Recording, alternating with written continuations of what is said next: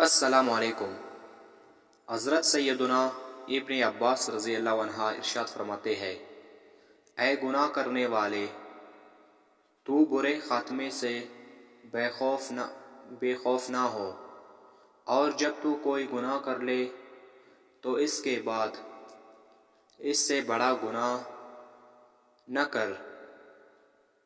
تیرا دائیں بائیں جانب کے فرشتوں سے حیا میں کمی کرنا اس گناہ سے بڑا گناہ ہے جو تو نے کیا، اور تیرا گناہ کرنے پر خوش ہونا اس سے بھی بڑا گناہ ہے، حالانکہ تو نہیں جانتا کہ اللہ عز و جل تیرے ساتھ کیا سلوک